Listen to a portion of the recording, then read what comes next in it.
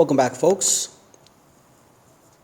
We last left off bringing in our footage from LeBron James, and off camera I went ahead and downloaded a clip from the internet.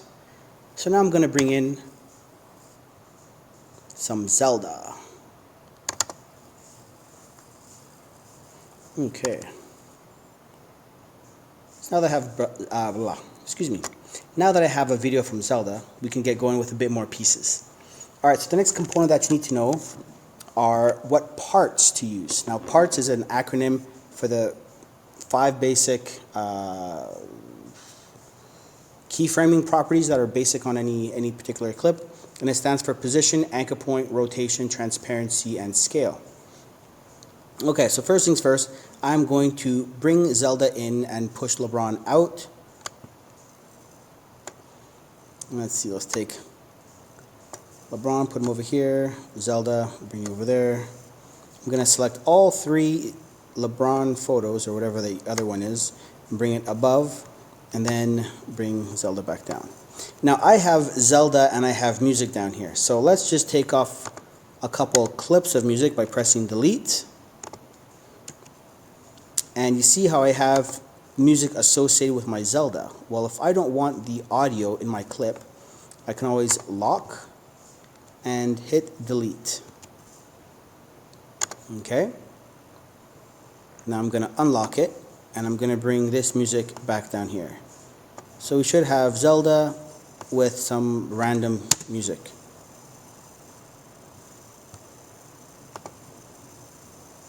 Got nothing in my brain. Okay, fantastic. So let's start with some parts. Alright, so I'm going to start let's say we start over here. Sure, why not? I've got this picture of, ooh, that looks like a poster of some kind. Let's delete you and let's use some more LeBron. Okay, James, no, that's another poster. Delete again. LeBron. Fantastic. Okay, because I have LeBron on video 3 track over here, and I have video 2, it's blank, and video 1, LeBron is what's visible. If I were to shrink LeBron, let's mute our music. If I were to shrink LeBron, then I could see what's underneath as well. Alright, so let's go ahead and start with that. To access your effect controls, firstly, make sure they're active. So we go Window, Effect Controls, it's a check mark on. Now here's a tricky part. You're going to have to go through all of your panels and see where they are. Typically they're hiding behind the double-headed arrow, but I know that mine are over here already. Okay, so under Motion Controls, Effect Controls, excuse me, you have this clip here. This clip represents the 5 seconds that I have down there. If I wanted to make it shrink, I'd select Motion, and I have my P, my S, my R, and my A. So for scale, I'll say let's start at this position, and then as we get, say, over to this position, I'm going to shrink him down to 10%. Now, what just happened? Well, I turned my keyframe on by toggling my stopwatch. This means record. Okay, so if I were to turn him off, I would lose all keyframes. Okay, so if I go back to the very beginning, let's do that again. I'm going to turn you on, but now if I turn him on, my scale's at 10%. So let's bring him back to 100. It's all right, now it's being recorded at 100. And then at this point in time, I'll bring him down to 10%. Now LeBron is over there. Okay, now let's say I want to extend my photo. Well, because it's a photo, it's a still frame, I could just extend it like that. If it was a footage, I'd have to take my cut tool, cut out a chunk, push the delete key, and then now I could extend it back. If I extended it all the way, it would appear as if nothing were changed. Okay, so now it goes Zelda, Zelda, Zelda, and then LeBron, which is slowly going to shrink. And now that I've extended it, it's going to have that last keyframe recorded for the entirety of what's there. So what I'm going to do is I'm going to have him move to the right. Okay, so the next piece I'm going to do, if I click on LeBron, he becomes active.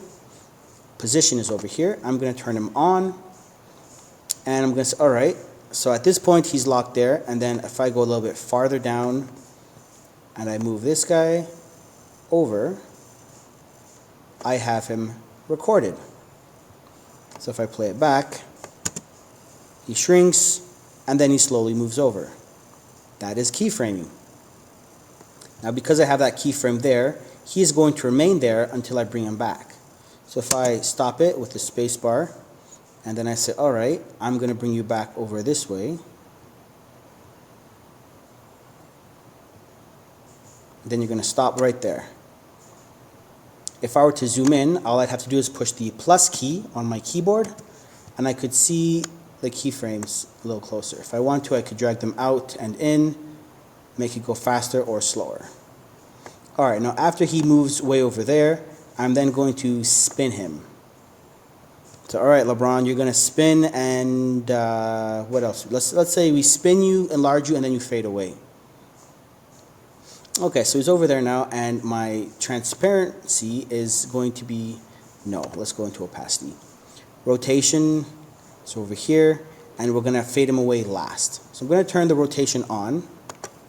Right now he's set to 0 rotations.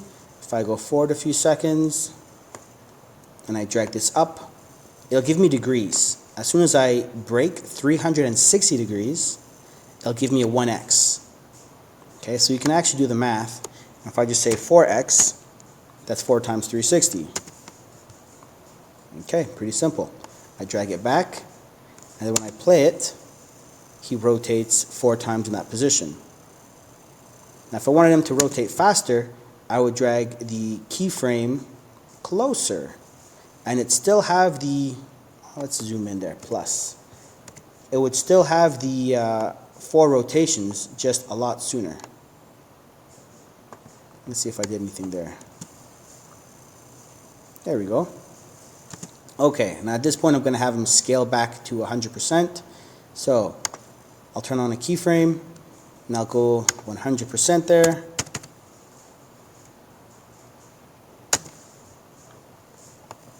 But because I didn't have anything between, he's going to be going from 100% as he is doing all of his other pieces. See, now he does all of his spins, and now he's over there. Fantastic. Okay, now as soon as he's done all of his spins and he's scaled back to 100%, I'm then going to have him fade out. Okay, fading out, that is the T, transparency. If anyone's checking, the anchor point is down here. Typically you'd want to do that. If I were to click on my footage, okay, expand you, you should be able to see, if I zoom you out, a little white dot. That represents the absolute center of your image. Okay, is it because you're a photo? Let's try this again. Click on there, anchor point. So my anchor point isn't actually moving. Ah, there we go, okay. So the anchor point tells you what's centered or not. If I turn him on, I could actually rotate him from a different point or reposition him from a certain point. But I just reset him to that because I forgot to take the right measurement. Control Z to undo, and let's go Control Z again. All right, let's see that that's there. All right, turning off my motion, going back to opacity. Opacity, we're going to have LeBron get nice and big, rotate. Oh, I think I might have undid my big change. Let's see it, Miss Arsenal. Let's go edit, redo, Control Y.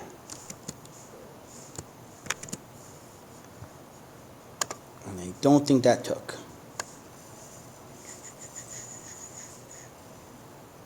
All right, so LeBron is moving, but I think I've undid all of my rotation.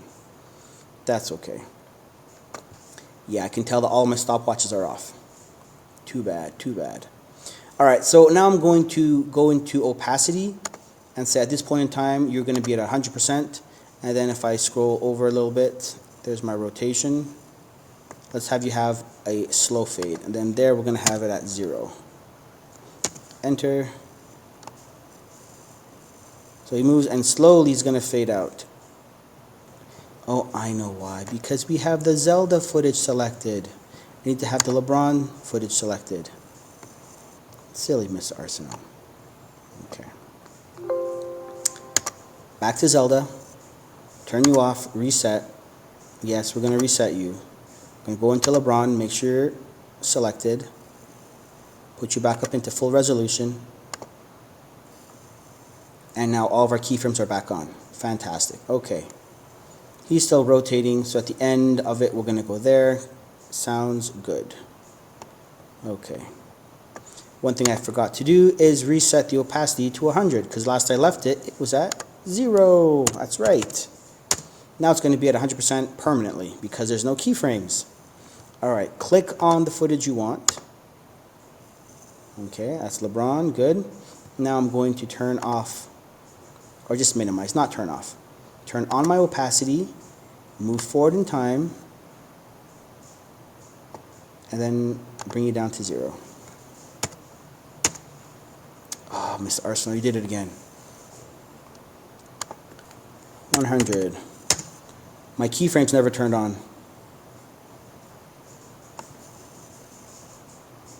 And somehow I shortcutted myself all the way to the end of my timeline.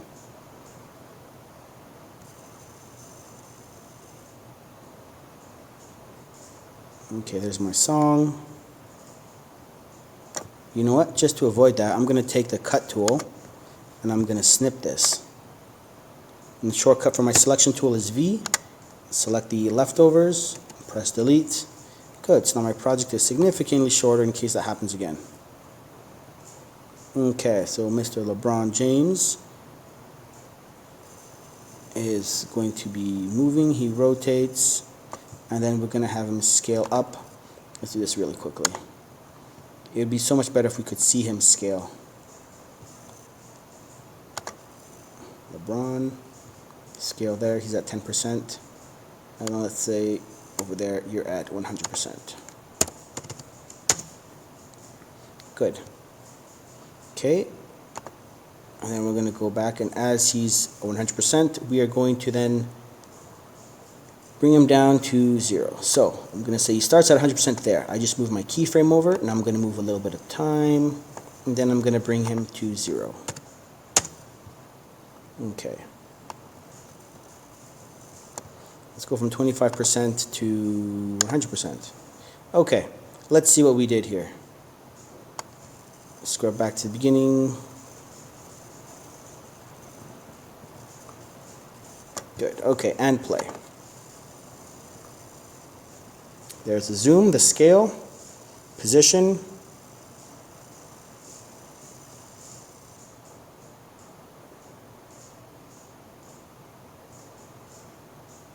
Should probably speed that up, but we'll do that another time. I don't want to waste your time. And then he starts to rotate, and once he gets over here, he should start to expand and scale upwards. Yes, fantastic. Okay, and once he reaches full size, he should fade out shortly thereafter.